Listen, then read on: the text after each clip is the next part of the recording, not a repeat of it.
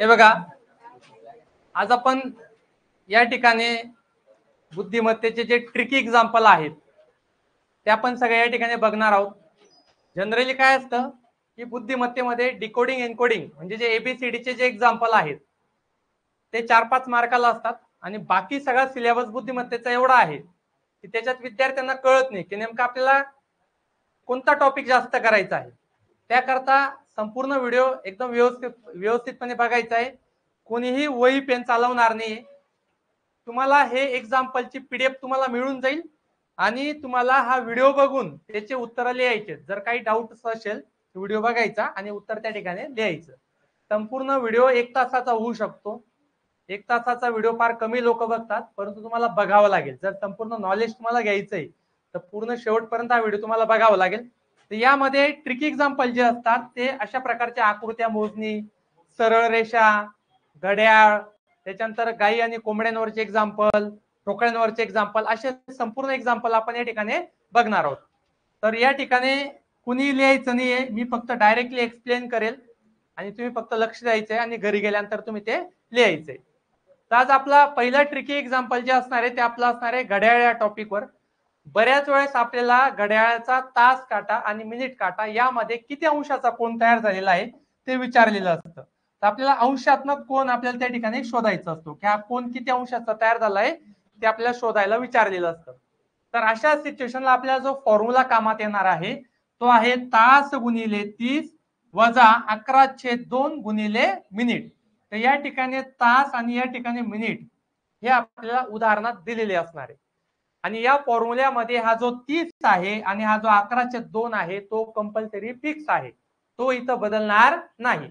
तर याच्याशी रिलेटेड आपण या ठिकाणी एक्झाम्पल बघणार आहोत. बघा, पहिला प्रश्न आहे की 3:30 किंवा 3:30 वाजता तास काटा व मिनिट काटा यामधील कोन किती अंशाचा असेल. म्हणजे आपल्याला हे जे 3:30 वाजलेले आहेत तर हा जो कोन आहे तो किती अंशाचा असेल ते आपल्या ठिकाणी विचारलेला आहे. हा वाला कोन आपल्याला त्यांनी विचारला की हा किती अंशाचा असणार आहे.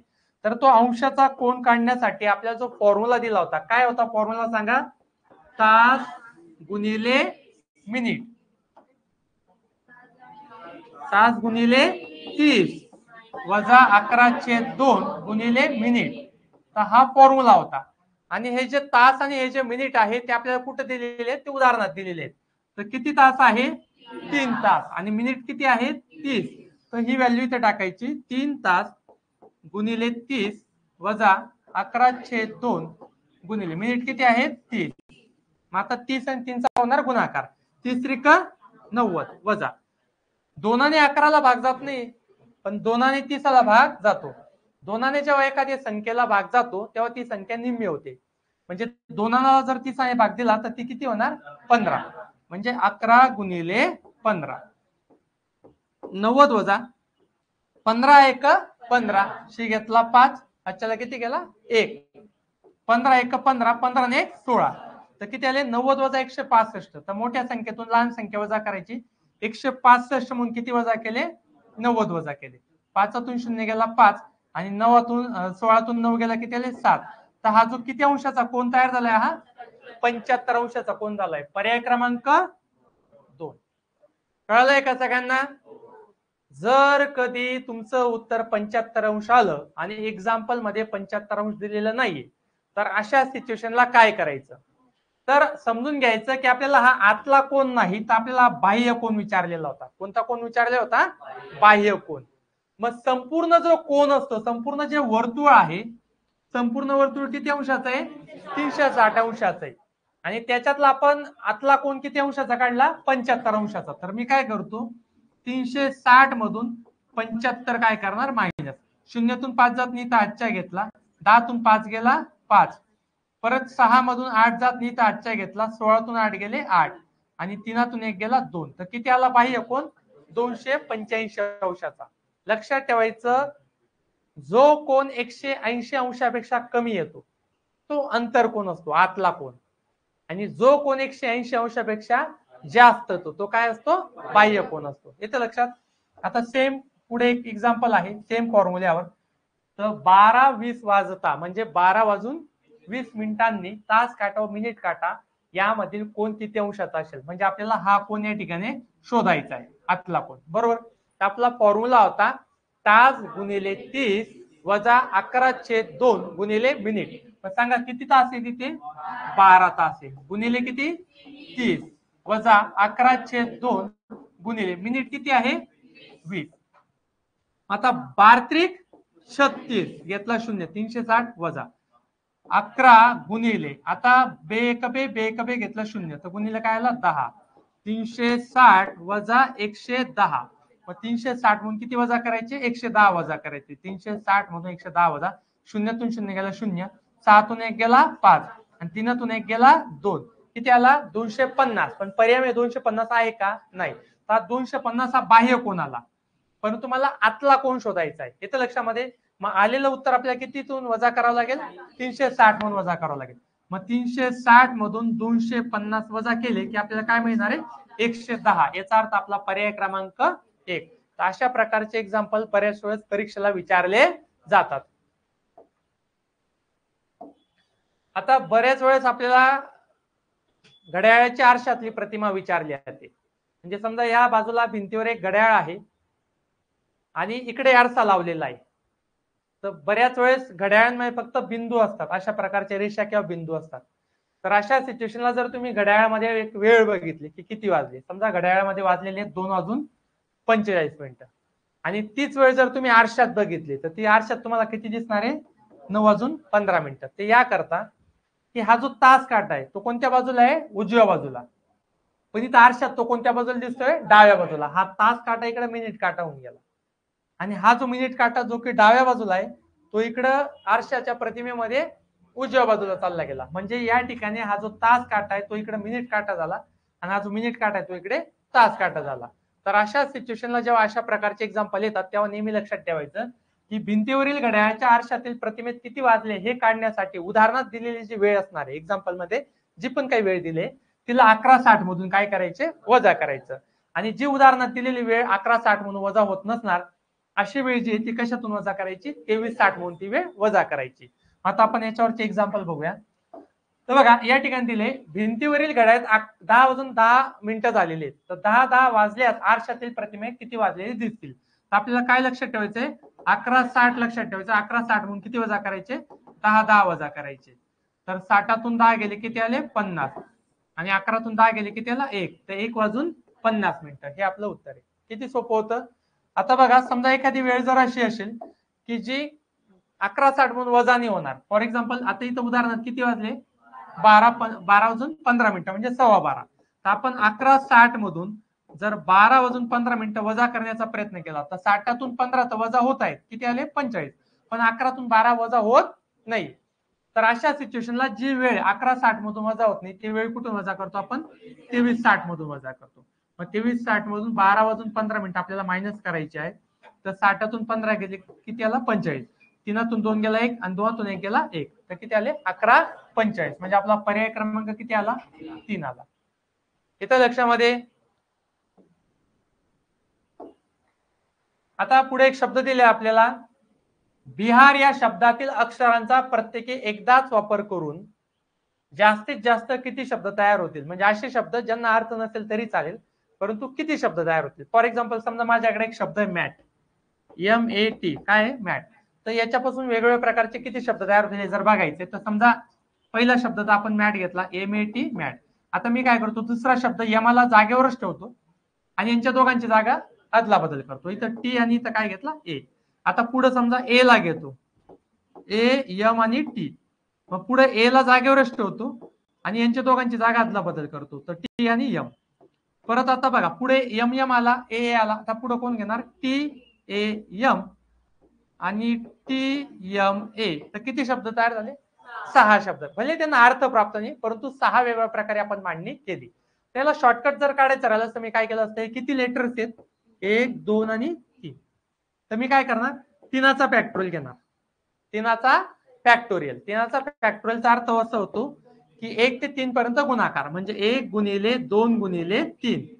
मग 1 गुणिला 2 2 आणि बेत्रिक 6. तर किती शब्द तयार झाले पाहिजे? 6. आणि झाले किती? 6. तसं आता इथे बघा बिहार शब्दामध्ये किती अक्षर आहेत? 1, 2, 3 4 आणि 5. तर बिहार शब्दामध्ये किती अक्षर आहेत? 5. तर मी काय करणार इथं 5चं फॅक्टोरियल घेणार. 1 गुणिले 2 गुणिले 3 गुणिले 4 गुणिले 5 बरोबर. बे कबे बेत्रिक 6 6 चौक 24 24 पाचा 120. तर किती शब्द तयार होतील? असे 120 शब्द तयार होतील. आले का लक्षामध्ये? आता हा जो व्हिडिओ आहे हा मी युट्यूबला अपलोड करणार आहे आणि त्याच्या खाली एक लिंक असते. त्या लिंकला तुम्ही टिक केलं की तुम्हाला ही पीडीएफ तिथं भेटून जाईल. येतं लक्षामध्ये? तर आता बघा इथं परत दिलेलं आहे, एक शब्द दिलाय काय? रमेश. या शब्दातील अक्षरांचा प्रत्येकी एकदाच वापर करून जास्तीत जास्त किती शब्द तयार होतील? आता इथं बघा RAMESH किती आले? 6. 6चा फॅक्टोरियल 1 गुणिले 2 गुणिले 3 गुणिले 4 गुणिले 5 गुणिले 6. 5चा फॅक्टोरियल किती आला होता? 120 गुणिले 6. 12 पंचे 60 12 72 घेतला 0. किती शब्द तयार होतील? 720 शब्द तयार होतील. कळलंय काय? 3 4 8 9 5 6 7 या अंकांच्या प्रत्येकी एकदाच वापर करून जास्तीत जास्त किती संख्या तयार होतील? किती अंक आहेत बघा? 1 2 3 4 5 6 7 अंक आहेत. म्हणजे 7चा फॅक्टोरियल 1 गुणिला 2 गुणिला 3 गुणिला 4 गुणिला 5 गुणिला 6 गुणिले 7. 6चा फॅक्टोरियल आत्ताच काढला आपण. किती आला? 720 गुणिला काय केला? 7. 7 0 0 7 दुने 14 4 आचल गेला 1 7 7 49 49 आणि 1 50. किती आला? 5040 50 40 एवढे शब्द तयार होतील. इथे बघा एक शब्द दिला आहे AMPLE. यामधील प्रत्येक अक्षराचा एकदाच वापर करून किती जास्तीत जास्त शब्द तयार होतील? परंतु इथे एक कंडिशन टाकून दिली त्यांनी. परंतु त्यामधील स्वर म्हणजे वोवेल्स नेहमी सोबत हवेत. नेहमी कसे आले पाहिजे? सोबत. आता इथं स्वर कोण कोण आहे? ए आणि ई. इंग्रजी मध्ये 5 स्वर आहेत AEIOU. तर हे नेहमी सोबत आले पाहिजे. याचा अर्थ इथं हे सोबत आहे का? नाही. मग हा शब्द घ्यायचा नाही. मग सोबत आले म्हणजे कसं? समजा ए ला सोबत घेतलं आणि ई ला सोबत घेतलं. ए आणि ई ला काय घेतलं? सोबत. आता हे झाले स्वर आणि नंतर मग व्यंजन कोण आहेत? M P आणि L. तर हे 2 स्वर सोबत आले आणि नंतर व्यंजन आले. तर हा अक्षर आपल्याला हा शब्द आपल्याला काउंट करायचा आहे. तर असे सगळे शब्द किती तयार होतील वेगळ्या प्रकारे असा प्रश्न आहे. बरोबर. आता इथे काय करायचं? हे जे 2 स्वर जे एकत्र आलेत ना यांना एकच पोझिशन मानायची. आलं लक्षात? मग ही झाली एक पोझिशन म्हणजे हा झाला 1. त्याच्यानंतर हा 2, हा 3 आणि हा 4. तर याचा अर्थ अक्षर किती ते 4. मग मी काय घेणार इथं 4चा फॅक्टोरियल. कळालं इथपर्यंत? गुणिले किती स्वर आहेत? 2. तर गुणिले 2चा फॅक्टोरियल. गुणिले 2चा फॅक्टोरियल. मग 4चा फॅक्टोरियल म्हणजे 1 गुणिला 2 गुणिला 3 गुणिला 4 गुणिले 2चा फॅक्टोरियल म्हणजे 1 गुणिला 2. मग बे एक बे बेत्रिक 6 आणि 6 चौक 24 24 एक 24 24 दुने 48.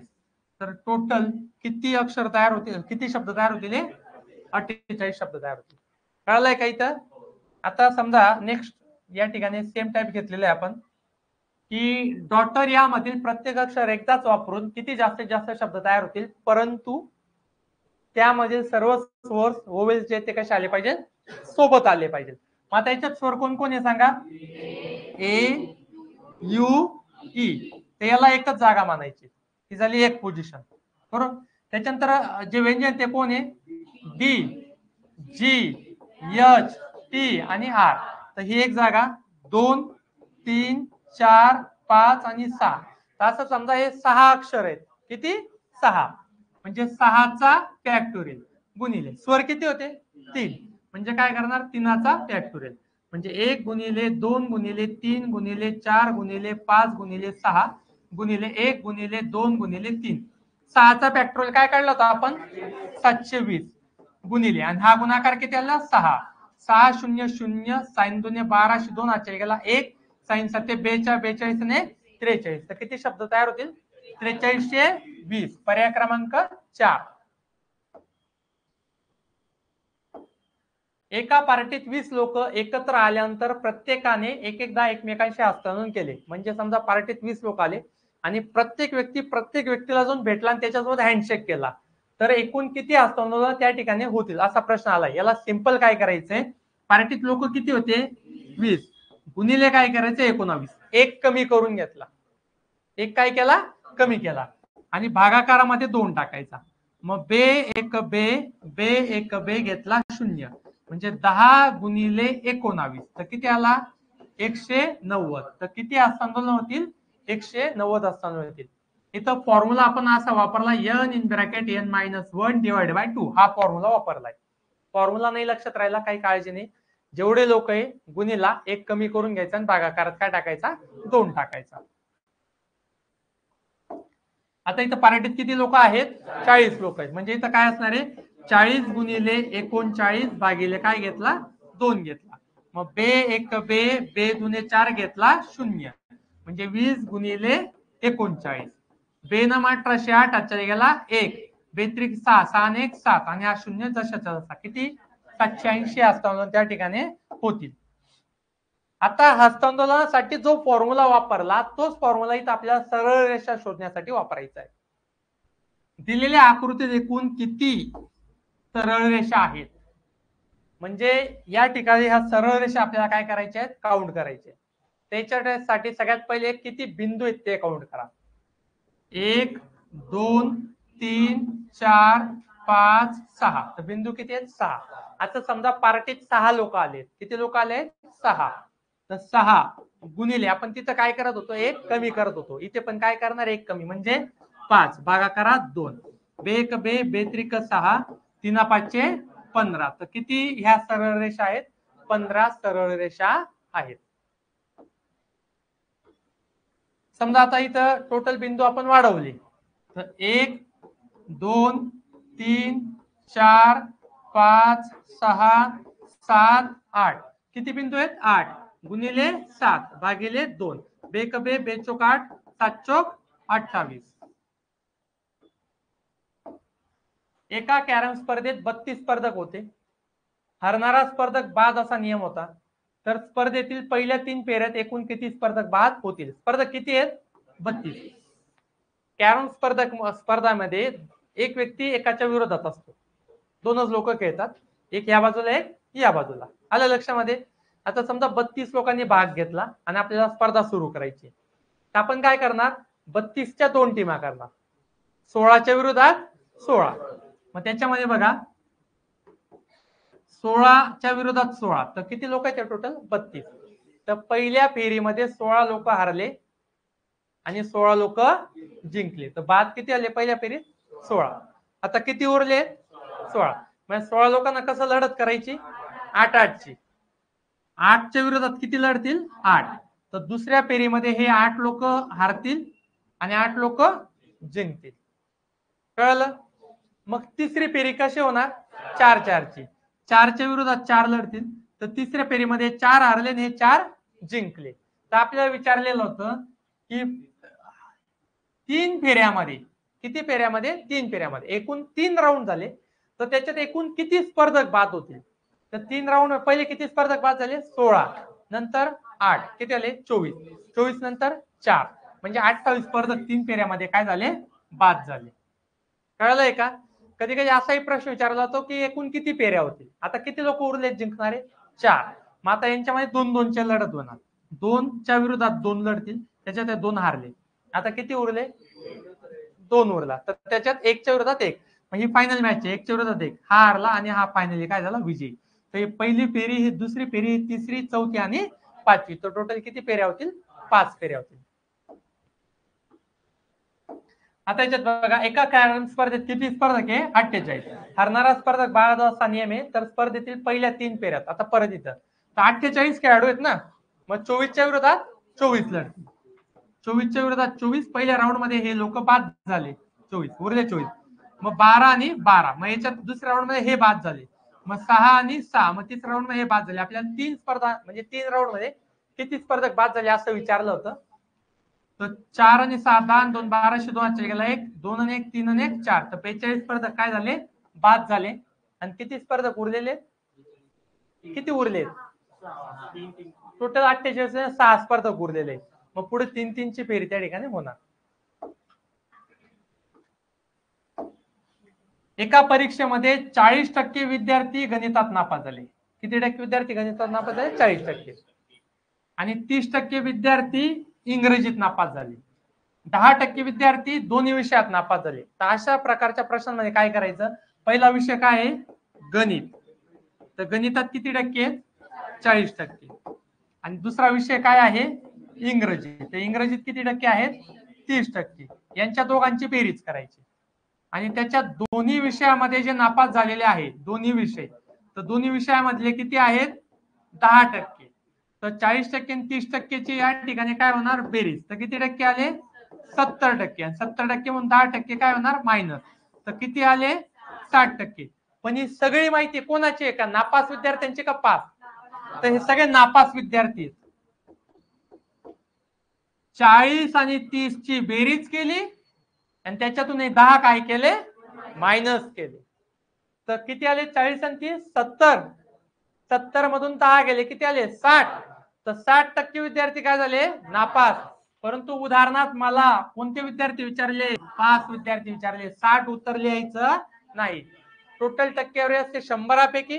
100 मधले 60% नापास, तर 40% पास. आले का लक्षामध्ये? सेम प्रश्न इथं काय करायचं? 30% आणि 45% यांची काय होणार? बेरीज. 30 आणि 45 75. 30 आणि 45 75. त्याच्यातून हे 20 काय करायचे? मायनस करायचे. 5 55. 55% विद्यार्थी जे आहेत ते काय झालेले आहेत? नापास झालेले आहेत. परंतु आपल्या नापासांची संख्या विचारली नाहीये. तर 100% मधून 55% मायनस गेले, किती आले? 45% विद्यार्थी काय झाले? त्याचं पास झालेले. आलं लक्षात? एक व्यक्ती मंदिरात पूजेसाठी जात असताना त्याने प्रत्येक पायरीवर पायरीच्या क्रमांक इतके फुले ठेवली. म्हणजे समजा 5 नंबरची पायरी तर 5 फुलं, 10 नंबरची पायरी तर 10 फुलं, 12 नंबरची पायरी तर 12 फुलं, 30 नंबरची पायरी तर 30 फुलं असे ठेवली. देवाला 7 फुले वाहिली तरी सुद्धा त्याच्याकडे 7 फुले शिल्लक राहिली. जर मंदिराला 30 पायऱ्या असतील तर त्या व्यक्तीजवळ एकूण फुले किती? म्हणजे समजा मंदिराच्या पायऱ्या आहेत, इथं मंदिर आहे, तर पहिल्या पायरीवर 1 फुल, दुसऱ्या पायरीवर 2 फुल, तिसऱ्या पायरीवर 3 फुल, असं करता करता 28 नंबरच्या पायरीवर 28 फुल, 29 नंबरच्या पायरीवर 29 फुल आणि 30 नंबरच्या पायरीवर 30 फुल. तर सगळ्यात पहिले या पायऱ्यांवर किती फुल लागले ते मला शोधायचे. तर इथं आपण एक फॉर्म्युला वापरतो. पहिली संख्या अधिक शेवटची संख्या भागिले 2 गुणिले एकूण संख्या. मग सांगा बरं, पहिली संख्या किती आहे? 1 अधिक शेवटची संख्या किती आहे? 30 छेदस्थानी 2 गुणिले एकूण पायऱ्या किती होत्या? 30. म्हणून संख्या पण किती असणार आहे? 30 गुणिले काय केलं? 30. पहिले ब्रॅकेट सॉल्व्ह करणार. 30 अधिक 1 31/2 गुणिले काय केलं? 30. आता इथं 2 आणि 31 ला भाग जात नाही, मात्र 2 आणि 30 ला भाग जातो. म्हणजे 2 आणि 30 ला भाग दिल्यावर किती भागाकार? 15. म्हणजे 31 गुणिले 15. कळलंय का? आता या ठिकाणी बघा, 15 1 15 5 ह्याच्याला गेला 1, 15 त्रिक 45, 45 आणि 1 46, किती आलं? 465. पण इथं पर्याय 465 आहे का? नाही. तर आपल्याला एकूण फुलं विचारली होती. मंदिरात किती वाहिली होती? 7. आणि आता किती शिल्लक राहिली? 7. 7 आणि 7 14. तर ते जे 465 फुलं आले पायऱ्यांवरचे, त्याच्यात किती ऍड करायचे? 14. 5 आणि 4 9, 6 आणि 1 7 आणि 4 किती फुलं होते? 479 फुलं होते. कळलंय का? आता सेम प्रश्न आहे. एक व्यक्ती मंदिरात पूजेसाठी जात असताना त्याने प्रत्येक पायरीच्या क्रमांक इतके फुले ठेवली. देवाला 11 फुले वाहिली तरी सुद्धा त्याच्याकडे किती फुले शिल्लक राहिली? 2. जर मंदिराला किती पायऱ्या आहेत? 25. तर पहिली संख्या काय आली? 1, शेवटची संख्या 25, भागाकारात 2, एकूण संख्या 25. मग 25 आणि 1 26/2 गुणिले 25. 2 आणि 25 ला भाग जात नाही, मात्र 2 आणि 26 ला भाग जातो. बे एक पे 6 म्हणजे 13 गुणिले 25. 13 पाचा 65 5 आजच्याला गेला 6 13 1 13 13 दुने 26 26 आणि 6 किती आले 32 325 ते पुलं झाली. देवाला किती वाली होती 11 आता शिल्लक 2 म्हणजे 13 तर 325 मध्ये 13 फुले ऍड करायला लागतील 5 आणि 3 8 2 आणि 1 3 3 तर किती आली 338. एका षटकोनाकृती मैदानावर सर्व बाजूंवर मुलांना उभे करायचे समान अंतरावर. मैदान कसं आहे षटकोनाकृती. प्रत्येक बाजूवर समान अंतरावर 17 मुले असले पाहिजे. किती मुलं 17 मुलं असले पाहिजे. तर एकूण किती मुले मैदानावर लागतील. तर पहिले आपण षटकोन तयार करूया. षटकोनाला 6 बाजू असतात 1 2 3 4 5 6. तर मला प्रत्येक बाजूवर किती मुलं उभे करायचे 17. तर मी काय करतो पहिले या कॉर्नरला एक मुलगा या कॉर्नरला एक मुलगा उभा केला. बरोबर किती आले हे किती आले 2 आणि मध्ये किती टाकणार 15. तर या बाजूवर किती आले 17 15 16 आणि 17. आता इथं पण मला 17 मुलं हवेत पण इथं हा ऑलरेडी काउंट होऊन गेला आहे 1 आणि 2. इथं मध्ये किती टाकले 15 हा डबल मोजला गेला. परत मला इथं 15 मुलं टाकली की हा डबल मोजला गेला 15 आणि 1 16 आणि 1 17.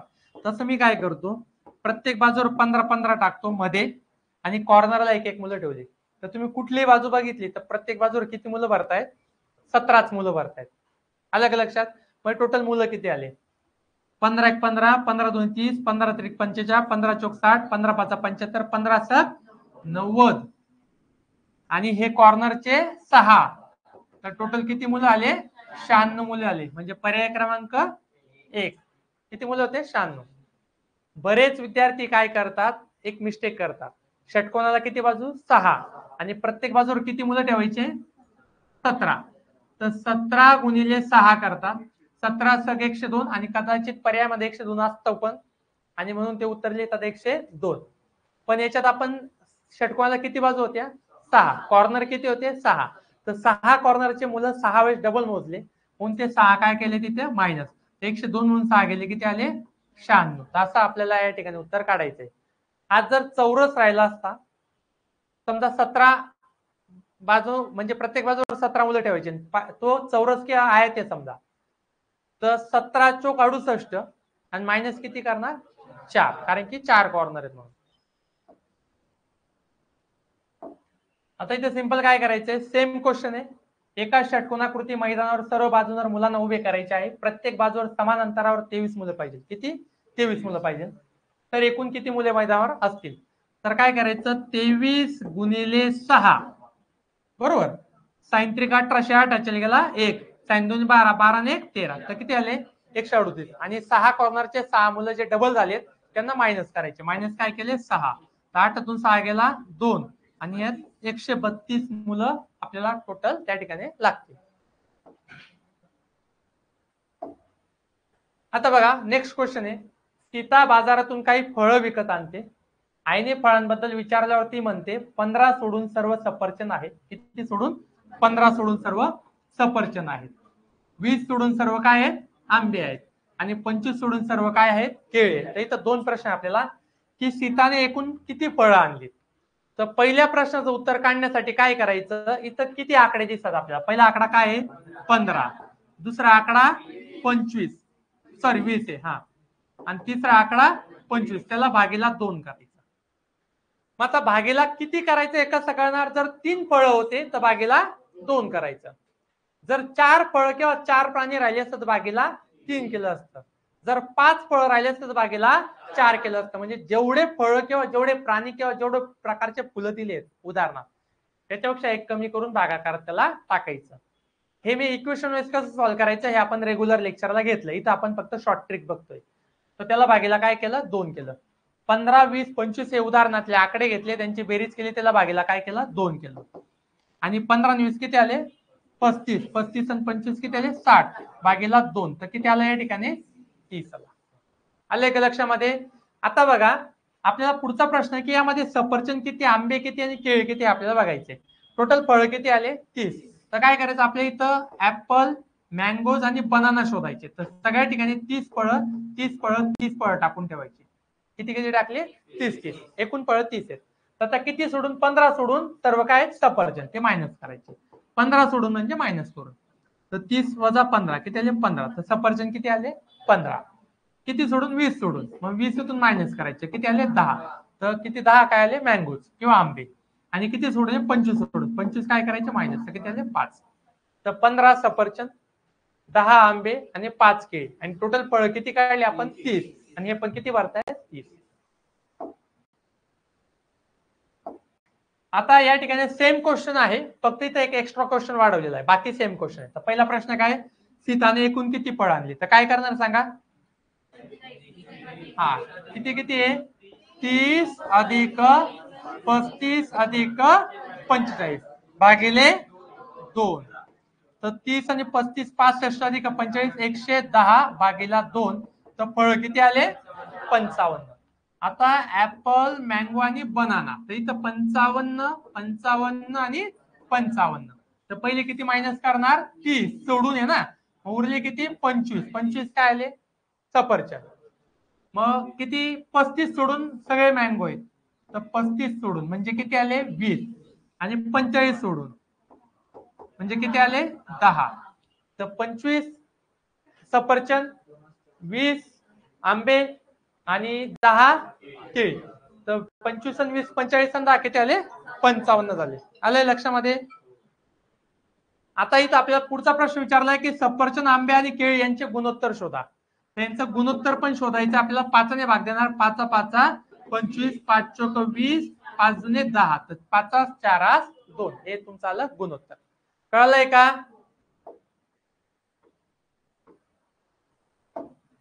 दिलेल्या आकृतीत एकूण चौरस व आयताची संख्या आपल्याला शोधायची. चौरस आणि आयत. तर पहिले चौरस शोधणार काय करणार बघा 1 2 3 4 5 6. मग परत 1 2 3 4 लक्षामध्ये 1 2 3 4 5 6 1 2 3 4. आता इथं काय करायचं इकडचा शेवटचा अंक आणि इकडचा शेवटचा अंक यांचा गुणाकार करायचा. 4 सक 24. मग इकडचा शेवटचा अंक आणि इकडचा शेवटचा अंक यांचा गुणाकार 3 5 15. परत हा शेवटचा हा शेवटचा अंक यांचा गुणाकार 2 चोक 8. तिथं उरलं कोण 1 2 3. जो पण मोठा अंक असेल तो डायरेक्ट ऍड करायचा. 1 2 3 म्हणजे मोठा कोण आहे 3 त्याला ऍड केलं. तर 4 आणि 5 9 9 8 17 17 आणि 3 20 शून्याचा गेला 2 2 आणि 1 3 3 आणि 2 5. तर 50 काय आहेत चौरस. ही जी ट्रिक वापरली ही कशासाठी होती चौरससाठी. आता आयत शोधण्यासाठी काय करायचं आडवी बेरीज करायची. 1 अधिक 2 अधिक 3 अधिक 4 अधिक 5 अधिक 6 ही बेरीज झाली 21. मग उभी बेरीज करायची 1 अधिक 2 अधिक 3 अधिक 4 ही बेरीज झाली 10 आणि दोघांचा गुणाकार करायचा. 21 गुणिले 10 म्हणजे किती आले 210. तर उत्तर आलं आपलं 50 आणि 210. पण इथं पहिले काय विचारलंय पहिले काय विचारलंय चौरस. मग चौरस किती आहे 50. तर पहिले चौरस 50 कुठं आकडा येतोय इथे आणि आयात किती आहे 210. तर 210 इथं. आता बघा इथं 210 50 50 210 आकडे सारखे आहेत. पहिले काय विचारलंय पहिले विचारलंय चौरस म्हणून मी तर 50 पहिले घेतला आणि नंतर काय घेतलं 210. म्हणजे जरी आकडे सेम असतील तरी आपला पर्याय क्रमांक काय आहे 4. हा जर पहिले असं विचारलं असतं आयत आणि चौरसाची संख्या किती. तर पहिले आयत किती आले 210 आणि नंतर 50 चौरस. तर मग उत्तर त्यावेळेस काय आलं असतं आपलं 1 आलं असतं. पुढचा प्रश्न बघा दिलेल्या आकृतीत एकूण आयत व चौरसाची संख्या शोधा. पहिले आपल्याला संख्या कोणाची विचारली आयताची. मग पहिले आयताची संख्या शोधूया. इकडे 1 2 3 1 2 3 4 5 6 7 8 यांची सगळ्यांची बेरीज केली. 1 अधिक 2 अधिक 3 अधिक 4 अधिक 5 अधिक 6 अधिक 7 अधिक 8 ही टोटल बेरीज किती आली 36. मग ही आडवी बेरीज केली 1 अधिक 2 अधिक 3 तर किती आली 6. 36 गुणिले 6 6 6 36 6 गेला 3 सायंत्रिक 18 18 3 21. तर 216 काय आहे आयत आहे. आणि आता आपल्याला काय शोधायचंय चौरस. मग चौरसासाठी काय ट्रिक बघितली होती आपण 8 त्रिक 24 7 दुने 14. मग कोण मोठा अंक उरला याच्यात 6 उरलाय बघा इकडे उरलेला आहे. तर जो सगळ्यात मोठा अंक आहे तो डायरेक्ट काय करायचा ऍड करायचा. तर 4 आणि 4 8 आणि 6 1404 हा चल गेला 1 2 आणि 1 3 आणि 1 4. तर आता या ठिकाणी पहिले काय विचारलं होतं आपल्याला आयात. मग आयात किती आले 216. मग कुठे 216 इथे बरोबर आणि इथे पण आहे. आणि चौरस किती आले 44. मग 44 कुठे इथे म्हणजे पर्याय क्रमांक काय आपला 2. म्हणजे तुम्ही जरी प्रॉपर उत्तर काढलंय तरी पहिले काय विचारलंय याच्यावर फोकस करणं आपल्याला गरजेचं आहे. येतं लक्षामध्ये. आता बघा बऱ्याच अशा प्रकारचा प्रश्न विचारला होतो. आपल्याला विचारलंय दिलेल्या आकृतीत एकूण ठोकळ्यांची संख्या किती. आपल्याला काय विचारलंय ठोकळ्यांची संख्या विचारलेली आपल्याला दिलेल्या आकृतीमध्ये. तर काय करायचं बघा इथं घेतला 1 2 3 ही लाईन बघितली तर यांची जी बेरीज आहे 1 अधिक 2 अधिक 3 किती आली 6. मग परत घेतला 1 आणि 2 मग यांची बेरीज केली 1 अधिक 2 किती आले 3 आणि हा 1 तर टोटल 6 आणि 3 9 9 ने 10 तर टोटल किती आले 10. कळलंय का. सेम बघा पुढे आकृती थोडी मोठी घेतलेली आहे. तर आता इथं मी 2 पेन यूज करतो एक ब्लॅक आणि एक येलो पेन यूज करतो. तर 1 2 1 2 3 4 आणि 5 इथं 1 2 आणि 3 आणि इथं 1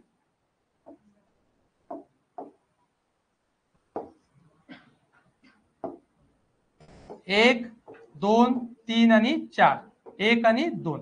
आता बघा 1 अधिक 2 अधिक 3 अधिक 4 अधिक 5 किती आले 15. 1 अधिक 2 अधिक 3 अधिक 4 किती आले 10. 1 अधिक 2 अधिक 3 किती आले 6. 1 अधिक 2 3 आणि 1 तर 5 आणि 6 11 आणि 3 14 आणि 1 15 5 असेल गेलाय 1 2 3 ते किती आले 35. कळलंय का. हे तर सोपं आहे. त्रिकोणांची संख्या कशी मोजणार 1 2 3 4 1 अधिक 2 अधिक 3 अधिक 4 टोटल किती आले 10. पर्याय क्रमांक 3. इथं काय करणार बघा इथं 2 पाया आहेत ते लक्षात ठेवा. एक तर हा वाला पाया दिलाय तुम्हाला इथे इथं रेषा येतात ना किती आले बघा ही 1 ही 2 ही 3 हा तात्पुरता सेक्शन विसरून जा हा नाहीच असं समजून घ्या. इथं घेतला 1 इथं घेतला 2 इथं घेतला 3 इथं घेतला 4 हा सेक्शन तात्पुरता विसरला. परत हा पाया आला बघा हा पाया आहे तर इथून ही एक रेषा गेली आहे आणि ही एक रेषा गेली आहे. मग इथं 1 2 आणि काय केलं 3 तर काय करायचं यांची बेरीज करायची 1 अधिक 2 अधिक 3 अधिक 4 किती आले 10. यांची बेरीज करायची 1 अधिक 2 अधिक 3 किती आले 6. पण इथं काय एक डबल त्रिकोण मोजला गेला. इकडून जाताना पण त्याला मोजला मी आणि इकडून येता पण त्याला मोजला. मग जो डबल मोजला त्याला एक काय करायचं मायनस. तर 10 6 16 वजा 1 काय आला 15. तर उत्तर क्रमांक काय आला आपलं 4. आता थोडं डायस आलं बघा हे लेक्चर तुम्हाला युट्यूबला जवळजवळ 40 45 50 मिनिटाचं जाईल. हे सगळं बघा तिथून ती पीडीएफ डाउनलोड करा. मी बऱ्याच वेळेस बघितलेले की जे शिक्षकाशी फालतू बडबड करता ना युट्यूबला ते लेक्चर पोर शेवटपर्यंत बघतात मजा वाटते ना ऐकायला. पण अभ्यासाचं जे एज्युकेशन लेक्चर आहे ना स्टार्ट टू एंड फक्त माहिती दिली ते बघत नाही. तर नेहमी लक्षात ठेवा आपल्याला एका लेक्चरमध्ये जास्तीत जास्त नॉलेज घेईल म्हणजे मी पहिले तर सांगतो युट्यूबच्या भानगडीत पडूच नका. बरेच लोक सर मी इंस्टावरून जनरल नॉलेजचं प्रिपरेशन करतो. इंस्टावरून कसं होतं मला आजपर्यंत कळत नाही. तर इंस्टा आणि युट्यूबच्या नादात लागू नका. जे काही प्रिपरेशन ते ऑफलाईनच बेस्ट आहे. नाहीतर एखादी असं कुठलं तरी ऍप्लिकेशन की ज्या ठिकाणी फक्त एज्युकेशनल गोष्टच घेतली जाते येतं लक्षामध्ये. तर अशाच प्लॅटफॉर्मचा तुम्ही त्या ठिकाणी युटिलायझेशन करा. नेटवरून करंट अफेअर तयार होत नाही ही गोष्ट डोक्यात एकदम फिट करून घ्या. कळतंय का. आता या ठिकाणी आपल्या डायसवर प्रश्न विचारलाय की दिलेल्या आकृतीत 6 या अंकाच्या विरुद्ध कोणता अंक येईल. 6 या अंकाच्या विरुद्ध अंक आपल्याला शोधायचा आहे. आता मला एक सांगा डायसचं सगळ्यांना माहिती आहे ना. जुन्या वेळेस सापशिडी खेळताना ते डायस असायचे.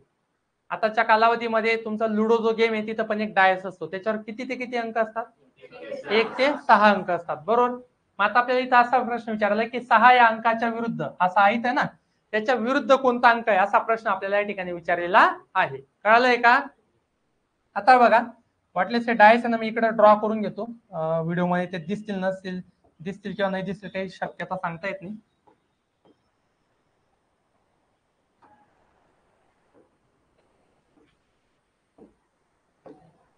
तर पहिले काय 1 2 आणि 3 लक्षात ठेवा हे एकच डायस आहे फक्त त्याच्या 3 वेगवेगळ्या बाजू दाखवल्या आपल्याला 4 3 आणि 5.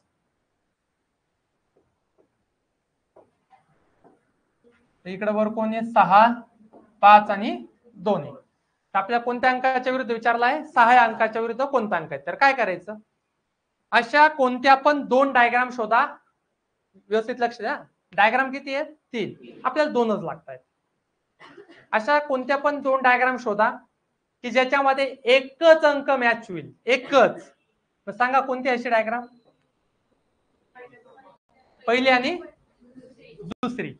पहिल्यामध्ये कोण आहे? 3 आणि दुसऱ्यामध्ये कोण आहे? 3. एकच अंक मॅच होतो ना. बाकी आहे होत आहे का? नाही. मग याचा वापर करून काय करायचं, जो अंक मॅच होऊन त्याच्यावर पेन ठेवायचा आणि त्याला घड्याळाच्या काट्याच्या दिशेने फिरवायचं. 3 नंतर कोण आला? 2. 2 नंतर कोण आला? 1. त्याला असं लिहायचं 3 2 1. कळलं का?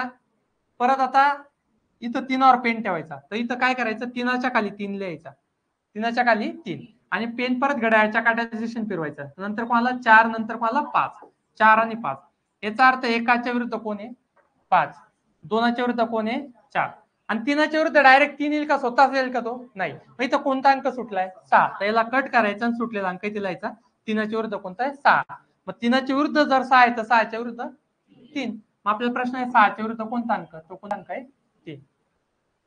कळलंय का? आता इथं समजण्यासाठी आपल्याला ऑनलाईन व्यवस्थित क्लिअर दिसते का चेक करून घ्या तुम्ही.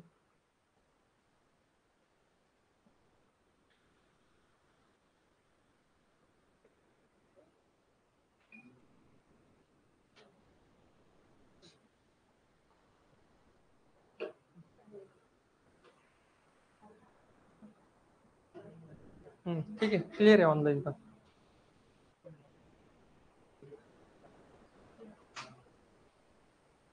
हॅलो.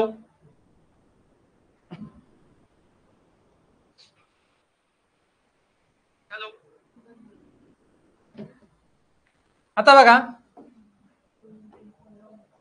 इथे नेहमी लक्षात ठेवायचं कोण कोणाच्या विरोधात आहे ते पहिलं बघायचं. एकाच्या विरुद्ध कोण आहे? 4 आहे. तर एकाच्या अपोजिट मध्ये कोण असणार आहे? 4 असणार आहे. आलं का लक्षामध्ये? इथं 1 सोडून 1 असणार आहे. 1 सोडून 1. 6च्या विरोधात कोण आहे? 2. आणि 5च्या विरोधात कोण आहे? 3. आता या आकृतीपासून कोणता तरी एक ठोकळा तयार झालेला आहे. दिलेल्या आकृतीच्या आधारावर कोणता ठोकळा तयार होईल असा प्रश्न आपल्याला विचारलेला आहे. तर ही एक आकृती आहे. हा ठोकळाच आहे, फक्त त्याला आपण ओपन केलेला आहे. त्याला जेव्हा फोल्ड करू तर फोल्ड केल्यानंतर याच्यातला कुठला तरी एक ठोकळा तयार होईल. म्हणजे हे जे 4 डायग्राम दिले तर यातली एक जी डायग्राम आहे ती याची, बाकी 3 नाहीये. तर कोणत्या 3 नाहीये आणि कोणती एक आहे ते आपल्याला शोधायची. तर इथं आपल्याला कोण दिसतं? 1च्या विरोधात कोण आहे? 4. 6च्या विरोधात 2 आणि 5च्या विरोधात 3. तर नेहमी लक्षात ठेवा जे विरुद्ध अंक असतात ना ते सोबत कधी एक साथ दिसत नाही. म्हणजे जर तुम्हाला आकृतीमध्ये जर 1 दिसतोय तर तुम्हाला 4 दिसणार नाही. जर 6 दिसतोय तर 2 दिसणार नाही. आणि जर 5 दिसतोय तर कोण दिसणार नाही? 3 दिसणार नाही. परंतु जर तुम्हाला दोघेचे दोघ अंक एक साथ दिसत आहेत तर ते विरुद्ध नाही, ते शेजारी आहेत. ते कोण आहेत? शेजारी आहेत. लक्षात. फॉर एक्झाम्पल इकडे जर 6 आहे तर इकडे कोण आहे ते तुम्हाला दिसणार नाही. शेजारचा अंक बघू शकतात पण विरुद्धला अंक बघू शकत नाही. लक्षामध्ये. तर बघा इथं 1 आणि 4 कुठं दिसतोय ते शोधा. चौथ्या डायग्राम. इथं 1 आणि 4 शेजारी आहेत का विरुद्ध आहे? शेजारी. पण आपल्याला आकृतीत काय सांगितलंय ते विरुद्ध आहे. याचा अर्थ ही डायग्राम तर तयार होणार नाही. 6 आणि 2 कुठे दिसतोय? पहिल्या आकृतीत. इथं शेजारी दिलेत पण आपल्या ऍक्च्युअल आकृतीमध्ये विरुद्ध आहेत. लक्षामध्ये. आपल्या म्हणण्यानुसार ते एक जर 6 दिसतोय तर 2 नको दिसला पाहिजे आणि 2 दिसतोय तर 6 नको दिसला पाहिजे. पण इथं दोघेच्या दोघे दिसत आहेत. याचा अर्थ ही पण आकृती तयार होणार नाही. 5 आणि 3 तिसऱ्या आकृती. ही पण आकृती तयार होणार नाही. याचा अर्थ तयार होणारी आकृती आहे म्हणजे आपलं उत्तर आलं पर्याय क्रमांक 2. कळलंय का? सेम इथं दिलेल्या आकृतीच्या सी च्या विरुद्ध कोणते अक्षर असं विचारलंय. कोणाच्या विरुद्ध? सी च्या विरुद्ध. आपल्या सी च्या विरुद्ध कोणतं अक्षर आहे शोधण्यासाठी काय करायचं? 2च आकृत्यांची गरज आहे. डायग्राम किती दिले? 4. पण आपल्या गरज कितीची? 2ची. अशा 2 डायग्राम शोधा पहिली दुसरी दुसरी तिसरी तिसरी चौथी किंवा पहिली चौथी किंवा तिसरी दुसरी कोणती पण की ज्याच्यामध्ये एकच अल्फाबेट मॅच झाला पाहिजे. पहिली आणि दुसरी कोण मॅच होत आहे? दोन मॅच होतात ना इथं, बी बी सी सी एकच मॅच झाला पाहिजे. तिसरी आणि चौथी, तिसरी आणि चौथी कोण मॅच होते? अरे परत दोन मॅच होत ना. तुम्हाला समजतं का मी काय बोलतोय? तर दुसरी आणि चौथी, तर इथं दुसरी आणि चौथी मध्ये कोण मॅच होते? डी मॅच होते. चला ही एक आपल्याला ऑप्शन भेटला. दुसरी आणि चौथीचा वापर करून आपण उत्तर काढू शकतो. अजून एखादी आहे का असा ऑप्शन बघा? पहिली आणि तिसरी कोण मॅच होतं? तिथं सी मॅच होतंय, पहिली आणि तिसरी. समजा काही विद्यार्थी पहिली आणि तिसरीचा वापर करून उत्तर काढतील, काही विद्यार्थी दुसरी आणि चौथीचा वापर करून उत्तर काढतील. आपण दोघी पद्धतीने काढू आणि दोघी पद्धतीने एकच उत्तर घेतलं का चेक करू. तर सांगा इथं कोणता अंक मॅच होतोय? सांगा. पहिली आणि तिसरीचा वापर करू. कोण मॅच होतंय? सी. तर सी वर पेन ठेवला आणि त्याला घड्याळच्या काट्याच्या दिशेने फिरवला तर सी नंतर ए नंतर बी, म्हणजे सी ए बी. आता परत इथं पेन कुठे ठेवला? सी. तर सीच्या खाली कोण घेतला? सी. सी नंतर कोणाला? डी. नंतर कोणाला? ई. डी आणि ई. आता सी च्या विरुद्ध सी राहील का? मग इथं कोणता अक्षर नाही? एफ नाही, त्याला कट करून कोण घेतलं? एफ. तर बी च्या विरुद्ध कोण आहे? ई. ए च्या विरुद्ध डी आणि सी च्या विरुद्ध एफ. आपल्या कोणाच्या विरुद्ध विचारलं? सी च्या. तर सी च्या विरुद्ध काय आला? एफ. म्हणजे आपला पर्याय क्रमांक 2. समजा काही विद्यार्थ्यांनी दुसरी आणि चौथी डायग्रामचा वापर केला, तर इथं कोणता अक्षर मॅच होतंय? डी मॅच होतंय. बघा इथं पेन ठेवला, डी नंतर कोण भेटला? सी. सी नंतर कोण भेटला? बी. डी नंतर भेटला सी. सी नंतर कोण भेटला? बी. आता डी च्या खाली डी घेतला, आता इथून परत पण फिरवला, कोण भेटला? एफ नंतर ई. एफ आणि ई. डी च्या विरुद्ध डी येईल का? मग कोण सुटलेला आहे? ए. मग त्याला ए घेतला. बी च्या विरुद्ध कोण आलं? ई. बी च्या विरुद्ध ई. सी च्या विरुद्ध एफ. सी च्या विरुद्ध एफ. ए च्या विरुद्ध डी. ए च्या विरुद्ध डी. अशा पण तुम्ही उत्तर काढू शकता. आलं लक्षामध्ये? याला म्हटलं तर क्लॉकवाईज टेक्निक डायस साठीच. ही सगळ्या डायसच्या उदाहरणांमध्ये ही लागू होते. याला एक अजून एक टेक्निक होती, आपल्या कोणाच्या विरुद्ध विचारलेलं होतं? सीच्या. तर सीच्या विरुद्धात कोण येऊ शकतं? बघा सीच्या विरुद्धात ए येऊ शकतो, बी येऊ शकतो, सी, डी, ई आणि एफ. 7 अक्षर होते ना. तर सीच्या विरुद्धात स्वतः सी येईल का? नाही. आता बघा आपलं जे घर असतं, घराच्या आजूबाजूला शेजारी असतात. कोण असतात? शेजारी. आणि कसं आपल्या समोर. म्हणजे समजा आपले 2 शेजारी आहेत, तर ते 2 शेजारी आपल्या विरोधात येऊ शकता का? नाही. विरुद्ध येऊ शकता का? नाही. तर ते आपले शेजारी आहेत, तर इथं आपल्याला शेजारी दिसत आहेत. मग इथं सी चे शेजारी कोण आहे ते बघायचंय, आणि जे सी चे शेजारी आहेत ते त्याच्या विरुद्ध येणार नाही. मग इथं सी चे शेजारी कोण आहे? बी आणि ए. तर बी आणि ए विरुद्ध येणार नाही. आपल्याला समोर कोण आहे ते बघायचंय. इथं सी चा शेजारी कोण आहे? बी आणि डी. बी ला तर ऑलरेडी कट केलंय, आता कट कोणाला करायचंय? डी ला. तर डी ला कट केलं. अजून इथं सी चा शेजारी कोण आहे? ई आणि डी. डी तर ऑलरेडी कट येतं, कोणाला घेतलं? ई ला. तर याचा अर्थ उरला कोण? एफ. तर सी चा विरुद्ध कोणाला? एफ आला. पण इथं सगळ्या ठिकाणी ही ट्रिक लागू होईल याची काही शाश्वती नाही, पण क्लॉकवाईज टेक्निक सगळ्या ठिकाणी लागू होते. कळलंय का?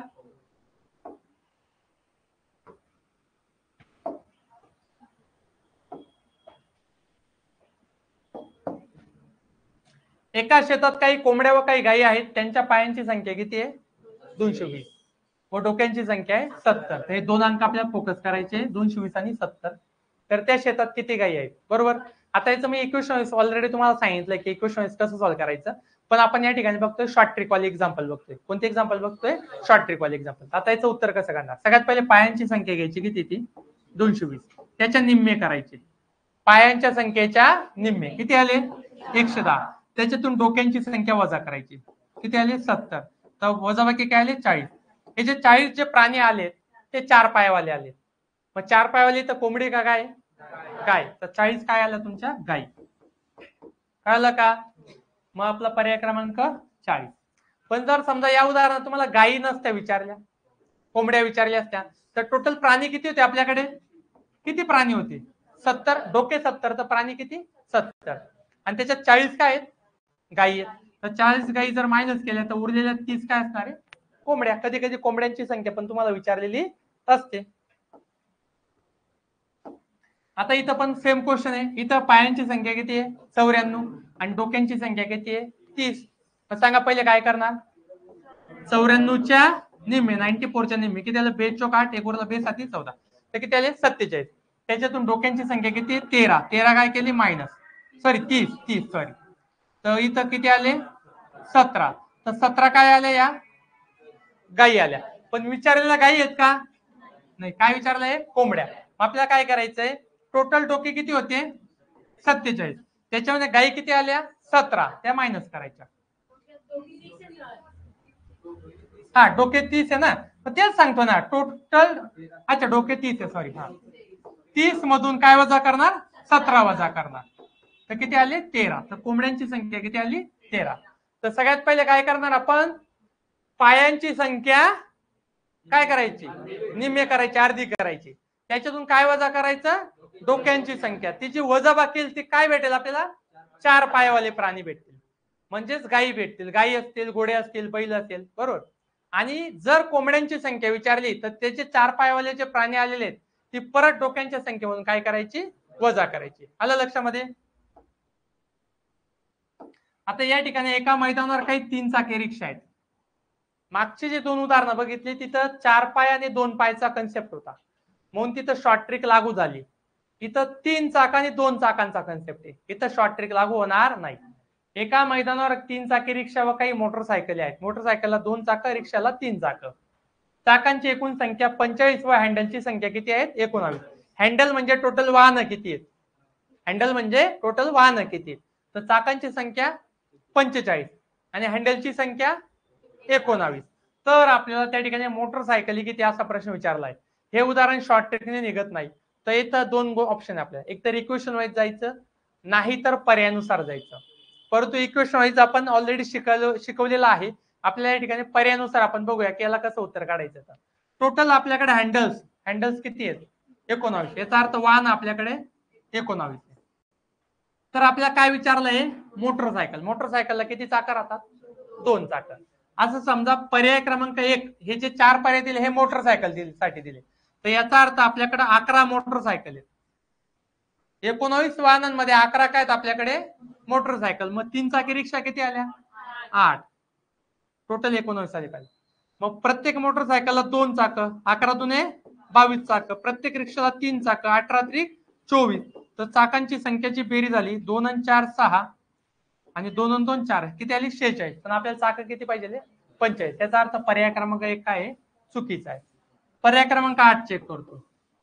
टोटल माझ्याकडे 8 मोटरसायकली किती आहेत 8. मग मोटरसायकली जर 8 आहे तर रिक्षा किती झाल्या 11. 8 मोटरसायकलींचे प्रत्येकी 2 प्रमाणे 16 चाकं आणि 11 रिक्षांचे प्रत्येकी 3 प्रमाणे 33 चाकं. तर ही टोटल आली 49 चाकं. आणि आपल्याला चाकं किती पाहिजे 45. म्हणजे हे पण उत्तर नाही. समजा 19 वाहनांमध्ये 7 मोटरसायकली आहेत. मोटरसायकली किती आहे 7. तर रिक्षा किती आल्या 12. 7 दुने 14 12 त्रिक 36. दोघांची बेरीज केली किती आली 50. 7ला 2 ने का गुणलं 2 चाकी मोटरसायकलींची संख्या ती आणि रिक्षाचे 3 चाक. आता आपण पर्याय चुकला. याचा अर्थ उत्तर काय 4. आपण चेक करूया. 19 वाहन आहेत त्याच्यामध्ये जे मोटरसायकल आहे त्या किती घेतल्या 12 आणि रिक्षा किती घेतल्या 7. 12 रिक्षा मोटरसायकलींची 2 चाकाप्रमाणे 12 दुने 24 आणि 7 रिक्षाचे प्रत्येकी 3 प्रमाणे 7 त्रिक 21. दोघांची बेरीज किती आली 45. त्याचा अर्थ पर्याय क्रमांक 4 आपला काय आहे बरोबर आहे. टोटल आपल्याकडे वाहन किती आहेत 19 मध्ये माझ्याकडे 12 मोटरसायकली उरलेल्या काय रिक्षा. म्हणजे आपण यांच्या दोघांची काय करतोय वजाबाकी करतोय. कळलंय का. अशा प्रकारचे बुद्धिमत्तेचे ऑलमोस्ट असे समजा की 90% जे एक्झाम्पल आहे ते आपण या ठिकाणी कव्हर केलेले आहेत.